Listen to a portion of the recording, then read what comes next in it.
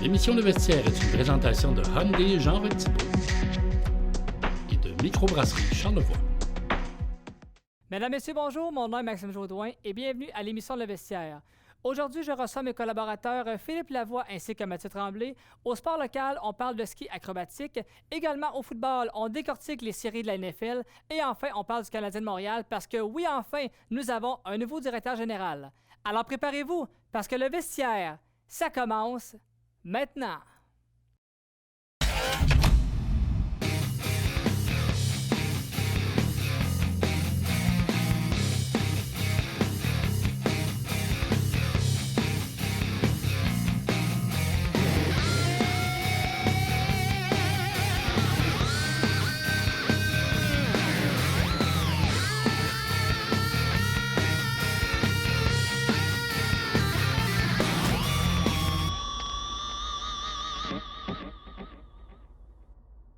Et c'est parti pour l'émission Le Vestiaire avec mes collaborateurs Philippe Lavoie et Mathieu Tremblay. Messieurs, bien le bonjour. Salut Max. Salut Maxime. On va commencer par le sport local, si vous le voulez bien, parce que des athlètes de chez nous ont brillé dernièrement en ski acrobatique. Le Lac-Beauport qui présentait la sélection provinciale de ski acrobatique et on avait des représentants du massif qui étaient présents, qui ont performé durant 3 jours. Et je tiens à en féliciter quelques-uns parce qu'il y a des espoirs qui sont démarqués. Du côté féminin, je tiens à féliciter Roxane Boelman, si je le prononce bien, qui a terminé en 2e place chez les F14. Également, Joliane Lévesque qui a remporté la médaille d'argent en F16. Et du côté des gars également, on en a un, Alexis Dufour de Baie-Saint-Paul, qui lui a remporté l'or. Donc, messieurs, de un, pour ces jeunes-là, on fait du ski acrobatique, on se met en forme, on remporte la médaille d'argent, la médaille d'or. Ça, pour l'esprit d'équipe, là, je pense qu'en termes de cadeaux, ben ça se prend très bien. Ben, je pense que c'est des futurs athlètes olympiques. Là, je veux On dire, leur souhaite, en tout cas. Ben, on leur oui, souhaite du moins. Puis ils sont chanceux, c'est pas cette année. Mais non, pour vrai, c'est tout le temps une fierté de voir des athlètes de la place qui se démarquent sur n'importe quel sport. Mais là, on parle de sport de ski acrobatique. Et d'ailleurs, là, j'en profite pour lever mon chapeau à ce sport-là que je trouve complètement démentiel. Oui. Tant qu'à moi, ça devrait être un sport extrême, ça aussi. Au même titre que le Big Air en planche en neige ou en ski. Je ne comprends pas encore comment ils font pour virer aussi vite que ça dans les airs sans chuter. Tu sais, je veux dire, ça pardonne pas. Je ne comprends pas ce sport-là. C'est magnifique. Tout est synchronisé. Tout est fait pour que ce soit fantastique. Mais moi, je veux jamais faire ça de toute ma vie. Puis même jeune, ça me faisait peur. J'ai un immense respect pour parce ces que athlètes. physiquement, Mathieu, c'est intense. C'est pas Intense, si facile. Là, c'est intense. Finalement, mais tu sais, c'est pas... physiquement, c'est pas juste on met des skis puis on bouge. Là. non. Ça prend une portion physique. Juste là. les atterrissages, tout ce que le corps peut endurer en termes de forger, c'est assez impressionnant. Tu sais, on parle exemple d'athlètes locales, ben c'est une autre preuve que c'est pas parce que tu habites en région que tu n'as pas accès à des activités, que tu peux pas performer, que tu peux pas rayonner non plus. Donc, c'est ça qui est, le Québec a une tradition en ski acrobatique, donc c'est le fun de voir qu'il y a une relève qui se poursuit, que ça continue à se développer quand même si c'est des sports qui sont d'élite. Il y a quand même de l'élite québécoise, charlevoisienne qui se démarque. Tu as raison, tu sais, les Laroche, initialement, c'était eux qui dominaient ce sport-là sur la scène mondiale. Ils étaient situés au Lac-Beauport. Puis ce que Mathieu dit, c'est vraiment important parce que souvent, on n'a pas les installations. On n'a pas toutes les installations, puis c'est normal aussi. Mais là, je veux dire qu'on est au Lac-Beauport, on a accès à ça quand même au Québec. C'est sûr qu'il y a des sous, là. Ça doit coûter quand même cher de faire de ces camps-là à l'extérieur. Il y a un sacrifice en tant que parent aussi d'y aller se lever le matin, d'aller au massif ou peu importe. Mais félicitations aux athlètes, on leur souhaite tout le succès. Puis non, on fera jamais ça, nous. Puis on est gâtés aussi dans la capitale nationale. On a quand même de belles montagnes. Là. Absolument. On parle de Stoneham, on parle de Mont-Saint-Anne, on parle de Grand-Fond, on parle du Massif, le relais dans une petite montagne. Mais c'est toutes des installations auxquelles on a accès. Ils ont les championnats canadiens, pareil, pour une petite montagne. Tu sais, je veux dire... Pour ce sport-là, en tant que tel, c'est pas trop grave, mais Mathieu, tu as raison. Je pense à des gens qui sont situés ailleurs, puis même à Montréal, c'est pas si près que ça, les montagnes, là, non. Pour y aller en faire. Nous, on a le choix de laquelle montagne on va essayer aujourd'hui. Absolument. À moins d'une heure de route.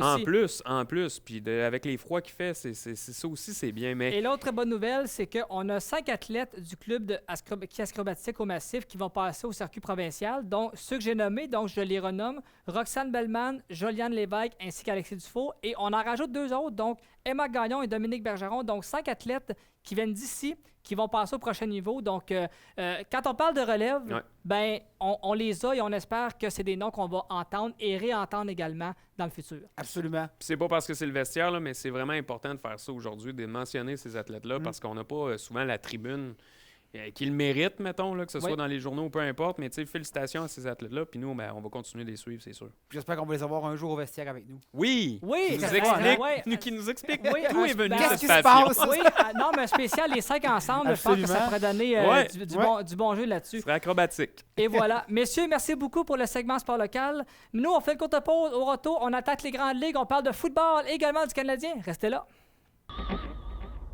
Et de retour à l'émission Le Vestiaire avec mes fidèles collaborateurs Philippe Lavoie ainsi que Mathieu Tremblay. Les boys, on attaque maintenant les grandes ligues. On va parler un petit peu de football parce qu'on a eu tout un week-end de football. C'est les séries qui se poursuivent du côté de la NFL. Et je vais commencer avec le match qui était attendu selon moi. Rencontre entre les Chiefs et les Bills. Une victoire des Chiefs, 42-36 en prolongation. Pat Mahomes versus Josh Allen. Honnêtement, là, ça, c'est quasiment lancer un 38 dans les airs puis essayer de prédire qui peut l'emporter. C'était presque ça. Quel match! C'était deux machines offensives qui s'affrontaient. C'était un match très offensif. C'était un match extrêmement... entertainment, un match très divertissant. Époustouflant, exactement. Dans ces termes-là. Exactement. Écoute, quel football, quel week-end de football ça a été. Donc vraiment, là, on n'aurait pas pu demander mieux, si ce n'est que Allen ait au moins le ballon une fois en prolongation pour répliquer au toucher. Ouais, ça aurait été mais c'est des règlements, Mais tu sais, oui, c'est les règlements. On s'en est parlé hors d'onde. On se disait que c'était un peu absurde comme règlement parce que c'est encore... Puis là, c'est pas nos équipes préférées. Tu sais, je veux dire, on n'est pas partisans, là. C'est juste un peu ridicule qu'une série au football se dessine sur un pile ou face. Ouais. Parce qu'on a vu que les Bills, la première séquence à l'attaque, ils ont fait un toucher. Donc, je pense qu'ils sont capables de le refaire peut-être aussi après s'ils ont la possession du ballon. Puis ça, je trouve ça ingrat, cruel. Puis il va falloir à un moment donné qu'il y ait des changements parce que j'ai de la misère à croire que l'autre équipe fait « Ah, OK, ben c'est ça le règlement, puis c'est correct. » Tu sais, quand on gagne, on gagne. C'est sûr, si on tourne la page, on pense à l'autre match, puis je suis entièrement d'accord, mais c'est vraiment, vraiment, vraiment ingrat. C'est un débat qui revient à chaque victoire en supplémentaire durant les séries. Chaque année, c'est la même chose. Puis pour une raison que j'ignore, ça ne change pas. Oui, ben on n'a pas l'air d'être tant pressé de le changer, justement. Ben, en saison régulière, je suis prêt à vivre avec. C'est une chose, c'est ça. Mais en série, il y a tellement d'impact, que ce soit pour ceux qui vont prendre leur retraite, que ce soit c'est leur dernier match avec l'équipe. Déjà que les contrats, c'est un peu traite puis c'est un peu choquant. T'sais, en série, ils vont tout donner. Donne-leur au moins une chance de se présenter. Par exemple, la LNH, en saison, après le match, 3 contre 3. Exact. En série, on continue simplement. Ben, moi, je fais la même chose, exactement. Tu continues. Tu as au moins une chance de répliquer. Puis c'est l'équipe qui fait des points, ben, la première qui fait des points, s'il n'y en a pas, première Parce que oui, physiquement, là, c'est ingrat. Puis ça fait mal, le football. Là, on le comprend. Là. Mais au moins, donner une chance à l'autre d'avoir le ballon. Puis advienne que pourra. Vous ne l'avez pas eu, ben, au moins, vous avez eu la chance. Là, c'est juste, ben, on ne le saura jamais. Mais imagine le spectacle que ça peut donner s'il y avait eu 2 touchés, 3 de chaque côté. Oui, ben déjà qu'on a eu un dans toute la rencontre. Oui. Mais les boys, je veux parler du côté des Bills, là, parce qu'on sait que les Bills, à la fin de la partie, commençaient à célébrer peut-être un peu trop vite parce qu'il restait beaucoup de temps. On sait que 30 secondes, au hockey, c'est vite fait, mais au football, tu as du temps en masse pour te rattraper. Donc là, est-ce qu'on aurait eu un peu une mauvaise gestion du cadran de la part des Bills de dire « Hey les gars, 30 secondes, là, la douche de Gatorade, là, c'est pas tout de suite, là, on va attendre un peu. » Est-ce qu'il n'y aurait pas eu une petite lacune? Parce qu'il y a eu 2 gros jeux qui ont été faits par la suite, que des passes qu'on aurait peut-être dû arrêter. Donc, est-ce qu'on a manqué un petit peu de ténacité en fin de match? C'est la nature humaine, je pense. C'est la nature humaine de vouloir célébrer, de vouloir festoyer. Est-ce qu'il y a eu un relâchement? Ça me surprendrait. C'est pas, les gars sont tellement mindés, sont tellement prêts que oui, il y a des erreurs mentales qui se font. On en a vu toute la fin de semaine. Mais est-ce que ça peut avoir joué? D'après moi, c'est plus le stress qui a joué que en fin de semaine, Mathieu, là, puis tu me corrigeras, puis c'est vraiment pas une critique là, adressée aux entraîneurs, mais je trouve qu'ils ont été ordinaires. Certains, oui. Parce que on a comme voulu, d'un, jouer le livre, puis de deux, on a voulu jouer aussi conservateur trop. Absolument. Et les Rams, c'est mon meilleur exemple. Bon, ils ont tout fait pour la donner à l'autre, puis ça, c'est correct, parce que 4 échappés dans des courses, c'est complètement ridicule en série, là, c'est juste incroyable. Ils ont tout fait.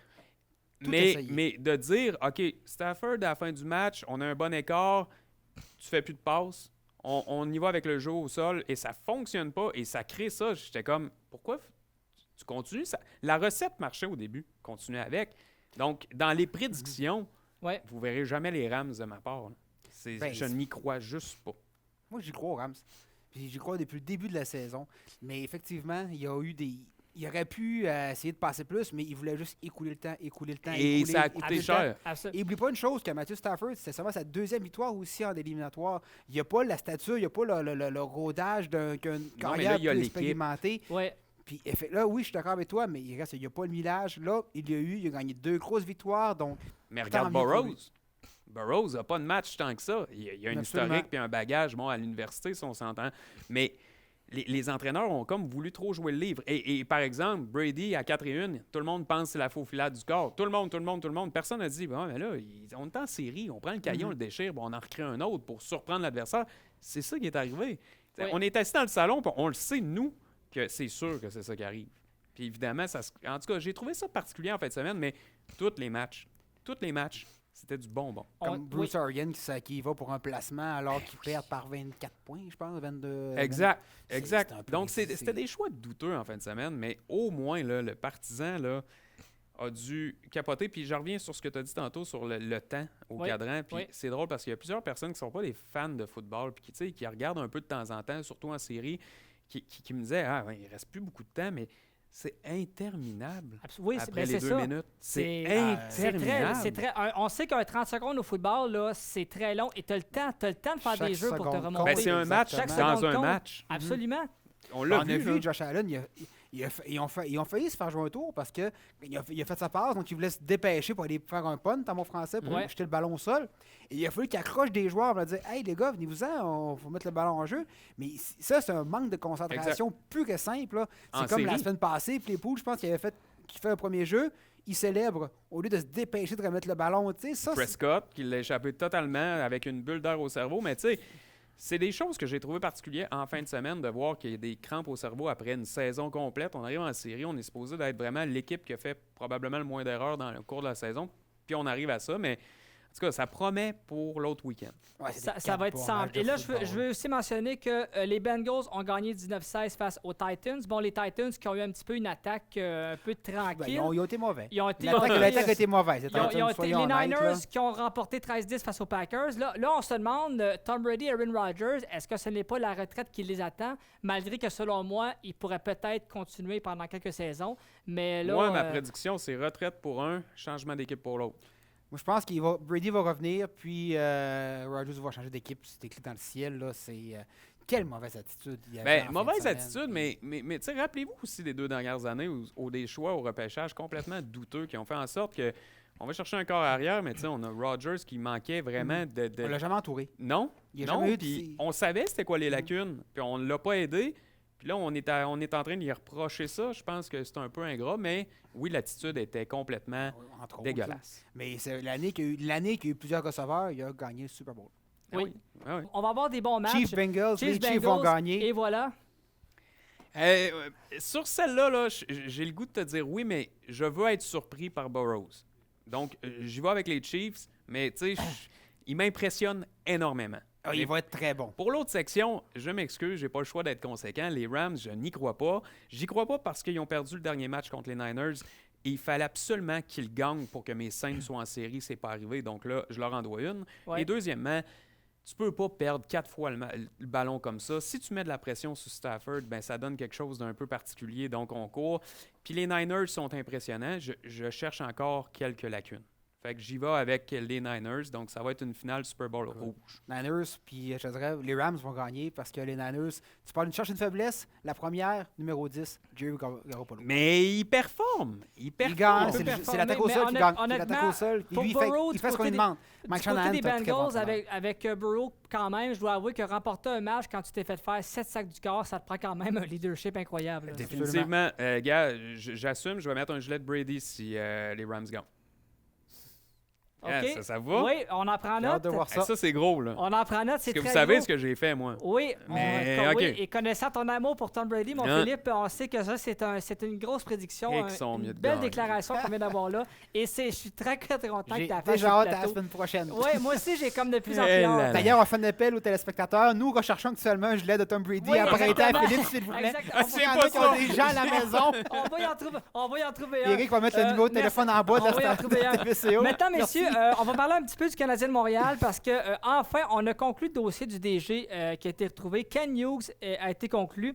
Et Ken Hughes, honnêtement, on parle très bien français parce qu'il est natif de Beaconsfield. Ça, c'est en banlieue de Montréal. C'est un Québécois. C'est un Québécois. Sa famille parle très bien français. Là, par contre, ce gars-là, honnêtement, va avoir du pain sur la planche. C'est incroyable à savoir qui on échange, qui on garde, qu'est-ce qu'on fait avec Price, qui on repêche parce qu'on sait que, sans me tromper, c'est à Montréal, ça va se passer au mois de juillet. Supposément, c'est encore ça. Alors là, pour ce gars-là, là, il s'amène, puis disons que je pense que le téléphone va se faire sonner assez rapidement. Ben, je pense que c'est lui qui va appeler. Parce qu'actuellement, c'est plus un vendeur qu'un acheteur, mais il a besoin d'acheter. Écoute, il y a plein de choses à dire présentement sur le Canadien de Montréal. Puis je me rappelle une émission où j'ai dit, tu sais, là, le bordel est pogné dans les hautes sphères du Canadien, du Centre Bell. Mais là, oups, c'est en bas là, que ça s'effrite. Là. Ça va vraiment pas bien. Puis juste les gardiens de but, on pourra en reparler. Là, c'est vraiment ridicule. Si la nouvelle se confirme par rapport à Montembeault. Mais c'est un Québécois. Et moi, je suis très sévère, mais ce coup-là, j'ai le goût de ne pas l'être. Je veux laisser sa chance de justement nous démontrer ce que ça vaut. C'est un agent de joueur qui connaît vraiment la dynamique. La seule question que je me pose, puis si vous avez des éléments de réponse, let's go, mais comment ça va être partagé, ce poste-là, avec Gordon? C'est à ce niveau-là que je ne sais pas trop.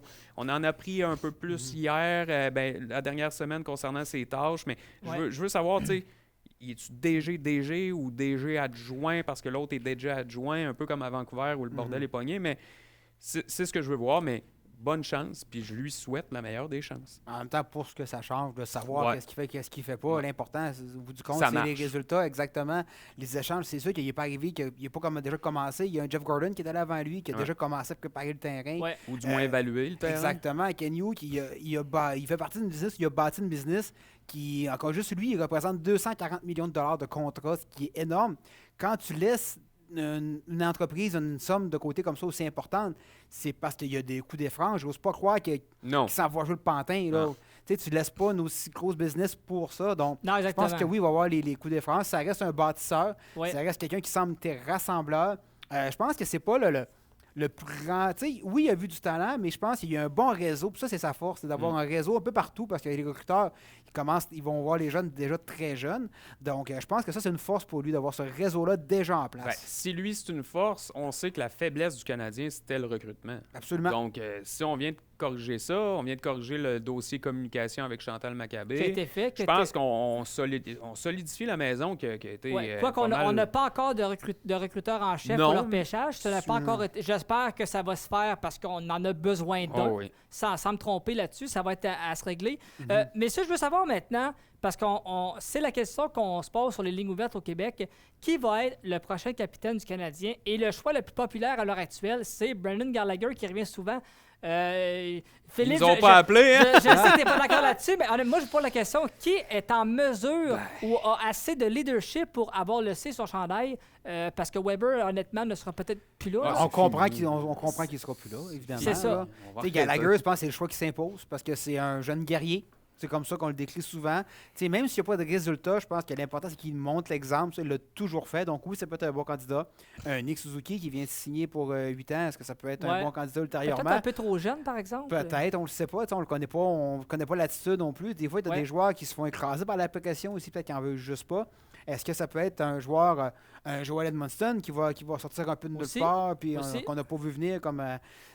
la question est embêtante, mais il n'y a pas de qui je veux, je te dirais Crosby. Mais malheureusement, il ne sera pas le Canadien l'année prochaine. Mais tu sais, Mathieu, tu touches plusieurs bons points. D'un, on va attendre de voir ce qui va se passer dans la saison morte, là, parce que ça se peut qu'il aille chercher d'autres joueurs qui vice-versa.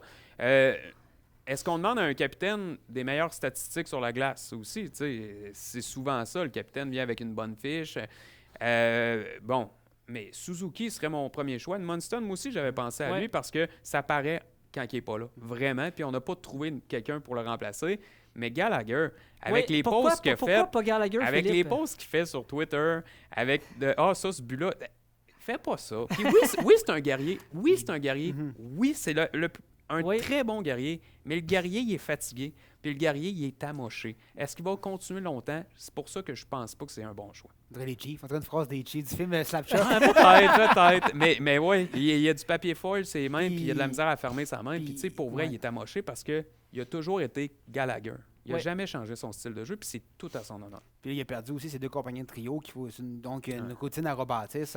Aussi. Il y a Pezzetta aussi, peut-être, qui peut continuer à Ouais, émerger. ouais, ben en tout cas, il y a du chien. Non, mais honnêtement, Pezzetta, Écoute, moi, je il y a- pense que l'année prochaine, il va peut-être être un gars de 4e ligne. Parce que ça devrait. Mais ça va ça- tellement mal que Pezzetta ça- brille Il y dans a quand cette... même plus de buts Et que. ça non, mais ça devrait être ça. Et, que messieurs, McDavid. rapidement, avant de conclure, là, je veux savoir, en quelques mots, s'il vous plaît, qu'est-ce qu'on fait avec le dossier Carey Price?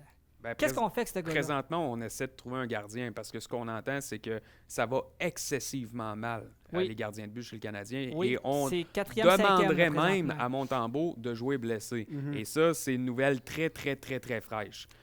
On parle d'un ligament à sa main qui tient le bâton. Oui. On dit qu'on pourrait le taper puis toffer parce qu'il n'y a rien d'autre en arrière. Ben, hier, C'est- contre Colorado, c'était Primo puis McNevin. McNevin. T'as pas beaucoup d'expérience. Non. là, Non, pas tu du sais. Mais tout. en même temps, là, pensez-vous qu'ils vont aller en série, le Canadien, cette année? C'est le temps de développer des goalers. Ben, c'est le temps de tester. donnez-leur Oui, du peut-être, jeu. tant Parce qu'à que moi, ça, là, on- j'entends depuis des années que Primo, là, c'est un diamant. C'est un diamant brut qu'il ne reste qu'à polir. Ben, c'est le temps de le polir. Oui, là. ben, il Let's manque go, un peu de là. polissage Ben, présentement. ben là, oui, hein. mais- Contre Colorado, c'est le ça a temps. bien été. Tu sais, Oui, ces deux hey, dernières sorties. Colorado, Ces deux là, dernières c'est pas sorties, des ça a bien cabochons, été. là. Ouais. Non, a bien paru. Là. Tu sais, ça, faut leur donner ça. Là. Ah oui, mais j'ai juste hâte de voir. Alors, donnez du temps à cette équipe-là, ils iront penser. Puis Montembeault, il se bat devant le filet, il fait des bons arrêts, mais il manque un petit quelque chose pour gagner Des des matchs. défenseurs. Il va dire qu'il va accorder un mauvais but par match, puis c'est ça qu'il va faire. Puis Ben, pauvre on- petit, il a mangé 50 lancés. Ben, tu sais. exactement, Oui, là. c'est Oui, un ben, peu en tout cas, ingrat. on Ben, sait à qu'à sa Montréal, défense, on a ça. beaucoup de lacunes. Bon, Ken Hughes ne peut pas non plus tout régler en dedans de 24 heures. Ça Non. va prendre beaucoup de temps, mais Patrick quand même, Roy, oui. T'as des lacunes qui vont être à corriger. Puis on s'entend que le CH, cette saison, ne peut rien faire d'autre que jouer les troubles fêtes, c'est-à-dire empêcher des équipes qui pourraient faire les séries de gagner. Oh C'est oui, tout ce qu'on peut oui. faire. On n'a pas le choix, Ou ça va être espérer ça. une 6e vague de COVID, puis Oui. on prend tout le monde pour les séries. Oui, bien ça, je pense qu'on va s'en passer de Ouais, cette je pense 6e aussi, vague-là. man. Et voilà. Messieurs, merci beaucoup pour cette belle émission. Ça me fait toujours un grand plaisir et au plaisir de se retrouver très, très bientôt. Merci, Maxime. Merci Max. beaucoup, mesdames, messieurs. Merci d'avoir été avec nous à la maison. Je vous dis, portez-vous bien. Profitez du sport que la télé vous offre parce qu'il va en avoir, puis pas me prendre pour de ça. Et je vous dis, portez-vous bien. À la prochaine. Ciao!